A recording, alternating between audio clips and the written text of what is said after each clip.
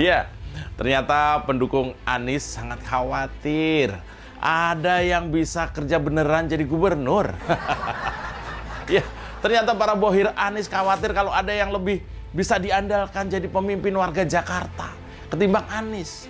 Azas Tigor yang jadi komisaris LRT, kader Dungu Demokrat kepanasan, serang Heru Budi, takut boroknya Anies kebongkar ya. Ditulis oleh tim redaksi jurnal dikutip dari berbagai sumber. Justru saya lihat ini jadi ruang saya bisa menjadi peluang untuk ikut serta gitu ya, mendorong pembangunan sistem layanan transportasi publik yang aman, nyaman, dan akses gitu loh. Ya, seperti yang sudah disampaikan oleh PJ Gubernur DKI Jakarta, bahwa dirinya ini akan siap untuk kerja. Jadi tidak seperti Anies Baswedan yang hanya sibuk menyusun narasi dan kata-kata. Penjabat atau PJ Gubernur DKI Jakarta Heru Budi Hartono dan para pemegang saham PT LRT Jakarta yang menunjuk Azas Tigor Nainggolan sebagai salah satu komisaris. Diketahui bahwa Tigor merupakan sosok yang dikenal lantang mengkritik berbagai kebijakan pemerintah provinsi atau Pemprov DKI Jakarta era Anies Baswedan. Sementara itu diketahui bahwa Tigor dikenal sebagai Ketua Forum Warga Kota Jakarta atau Fakta, dikutip dari Republika di era Anies Baswedan. Tigor dikenal lantang mengkritik berbagai kebijakan pemerintah provinsi atau Pemprov DKI. Banyak kebijakan pada era Anies dikritik habis-habisan oleh Tigor. Selain menyoroti kemacetan di ibu kota, Tigor pernah menggugat Gubernur Anies terkait persoalan banjir di Jakarta. Hal itu ditanggapi oleh pengamat kebijakan publik Gigin Praginanto. Dalam cuitannya, Gigin Praginanto menyinggung sosok yang dipilih Heru Budi Hartono jadi komisaris itu. Menurut Gigin, semakin jelas misi politik Heru, menghabisi jejak Anies untuk mempersiapkan kehadiran putra mahkota di ibu kota. Bukan hanya Gigin, politikus Partai Demokrat Cipta Pancalaksana menyoroti lembaga swadaya masyarakat atau LSM milik Azas Tigor Nainggolan tersebut. Panca menyindir LSM yang dipimpin Tigor dengan menyebutnya bau kotoran kucing. Bahkan masih dari Partai Demokrat, politikus Partai Demokrat Suyoto juga memberikan komentar yang keras. Menurut kader partai yang diketuai Agus Harimurti Yudhoyono atau AHY itu, penunjukan Tigor oleh Heru Budi merupakan politik daging sapi jika merujuk istilah dahulu. Untuk diketahui, politik daging sapi merupakan tawar-menawar antara beberapa partai politik dalam menyusun suatu kabinet koalisi, lembaga, dan lain sebagainya. Atau secara sederhananya adalah politik yang disusupi jual-beli kepentingan. Fitnah kepada Heru Budi seperti inilah yang menjadikan kualitas para pengamat abal-abal dan kader partai gurem sangat rendah. Diangkatnya Azas Tigor menjadi komisaris LRT ini bukan untuk membungkam atau menggembosi kritik dari para LSM yang dulu begitu gencar mengkritik Anies Baswedan. Hal ini dilakukan Heru Budi karena Tigor mengerti bagaimana cara menangani masalah di DKI Jakarta. Terutama di LRT. Jadi bukan karena membungkam kritik seperti yang diungkapkan oleh para oposisi dungu macam Partai Demokrat. Yang ngebut banget ketumnya jadi capres. Tolong bercermin dulu, bisa apa sih AHY? Belum ada pengalaman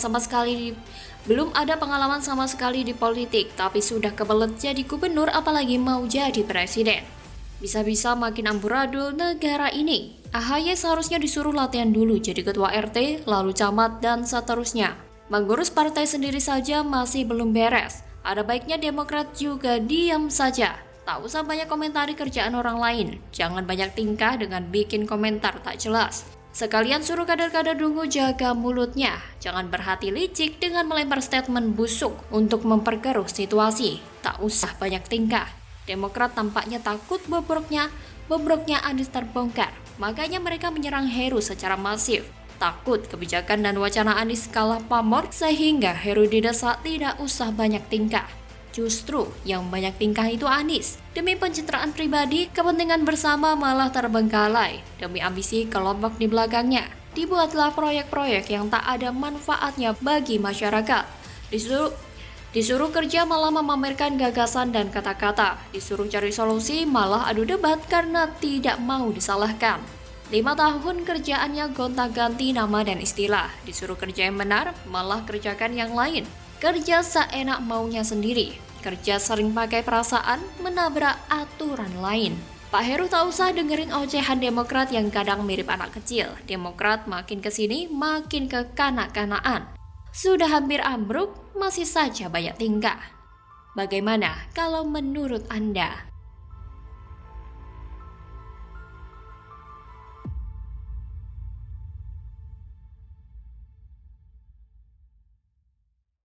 Satu lagi Pak, yang wali kota Jakarta Barat katanya diganti, itu alasannya apa ya Pak? Nanti ganti Pak Uus ya Pak? Iya, diganti Ya, Pak Uus. namanya tour of duty. Saya juga tugas muter-muter, nggak nanya. Terus nanti Tak terduga, Riza Patria malah puji langkah PJ Heru yang copot wali kota Antek Anies. Bongkar, dulu ada kecurangan, waduh, ketahuan. Ditulis oleh tim redaksi jurnal dikutip dari berbagai sumber. Namanya sudah dilaksanakan tadi. Ada berapa Pak total? 45 orang ya, 20 orang itu yang baru. 20 orang yang baru. Itu alasan penggantiannya kenapa Pak? Kenapa dirotasi dan dirombak Pak? Penyegaran. Penyegaran agar Penyegaran. Agar segar. Ya, Heru Budi adalah orang lama di Pemprov DKI. Banyak yang senang Jakarta kembali dipimpin oleh orang yang paham, bukan orang yang pura-pura paham, kerjanya ngabisin anggaran. Ex-Wakil Gubernur DKI Jakarta periode 2020-2023, Ahmad Riza Patria angkat bicara mengenai kebijakan penjabat Gubernur DKI Jakarta Heru Budi Hartono yang mengangkat Uus Kuswanto kembali sebagai Wali Kota Jakarta Barat atau Jakbar, yang sebelumnya dijabat oleh Yani Wahyu Purwoko sebagai Wali Kota Jakarta Barat. Pengangkatan tersebut menjadi sorotan lantaran Uus pernah dicopot dari jabatan yang sama di era ex-gubernur Anies Baswedan. Uus dicopot dari wali kota Jakbar. Menurut Riza, Heru memiliki pandangan lain yang berbeda dengan Anies terhadap penempatan jabatan Uus di pemerintah provinsi atau Pemprov DKI. Perbedaan perspektif ini disebutnya merupakan hal yang biasa pada tiap masa periode kepala daerah. Karena itu, ia meminta semua pihak untuk menghormati keputusan Heru Budi yang kembali mengangkat Uus sebagai Wali Kota Jakarta Barat.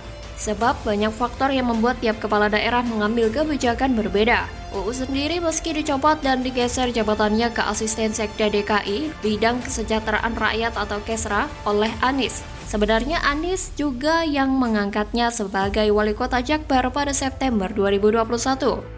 Riza, yang saat itu mendampingi Anies sebagai Wagub, menilai ada pertimbangan khusus yang membuat Anies mencopot Uus setelah hanya 1 tahun menjabat. Pembelaan dan pujian Riza Patria terhadap Heru Budi yang mencopot Antek Anies dan mengangkat kembali orang yang dibuang Anies membuktikan bahwa era Anies sangat semena-mena.